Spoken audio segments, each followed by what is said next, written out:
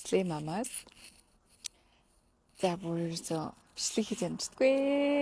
Амар олон юм бичлэгний ингээд планууд гарсан байгаа байхгүй юу. Тэгээ ингээд нөгөө ялгын хийж амжихгүй. Тэгээд одоо яг ярих юм юу вэ гэсэн чинь хүүхдүүд том болсон чи хүүхдүүдтэйгээ яаж харилцах мэдгүй. Шинэ челленжтэй нүүрс тулчаад байжнаа. Тэгэхээр цоо шинэ челленж байна.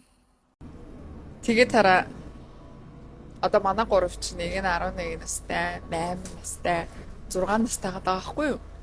Тэг ингээ гурав амар өөр ертөнд бүр ингээд харилцаж байгаа. Нөгөө гуравтайгаа харилцах, яаж харилцах уу, ямар тактик ашиглах уу, яаж хэлүүл ойлгох уу, ямар хүмүүжлэр одоо том болгох уу тий ингээд миний хувьд ингээд гэрийн тэгээд яг ингээд бага насны хүмүүжил айгүй чухал санагддаг.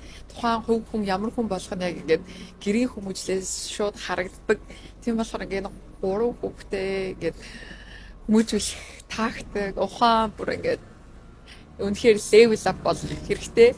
Тэр нь бас өөрийгөө бүр амар сайн хичээж байгаа, шинэ юм сурж байгаа, шинэ техникүүдийг хэрэгжүүлж байгаа. За тэгээд сүүлд нэг техник хэрэгжилж байгаа. За тэрнийхээ талаараас хуваалцъя. Тэр нь юу вэ гэсэн чинь сэндвич техник.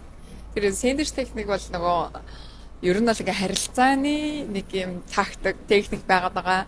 Тэр нь юу вэ гэхээр ингээд сэндвич хийхэд талах дунд нь одоо тий ингээ нөгөө бэкон чиз хийгээд тэгээд талах хийгээд иддэг шүү дээ. Яг тэрнтэй адилхан сэндвич техник нь эхлээд тухайн хүүхдийнхаа ямар сайн байгаа, ямар амжилт гаргаж байгаа, яаж improvement одоо тийм ингээд сайжирч байгаа талаар нь ярилцаад тэгээ яг голын нөгөө нэг хамгийн чухал амттай хэсэгт нь яг чиний санаагчийн зовоогоо байгаа. Одоо чамд юу таалагдахгүй байна, ямар сул тал ажиглагдаад байна, юугийн сайжруулах боломжтой байна гэдгийг яг дунд нь оруулаад тэгээд дуусахдаа яг тэр харилцаа тэр ийм харилцан яриа хэдэн минут ч үргэлжлэж болно тийм ээ 2 минут 3 минут 10 минут үргэлжлэж болно эсвэл 30 минут яг заавал дуусгахдаа дахиад тухайн хүүхдийнхаа тухайн хүн харилцаж байгаа хүнийхээ дахиад давуу талын бүр ингээд үнэхээр ингээд сайн байгааг нь хилээд дуусгах нь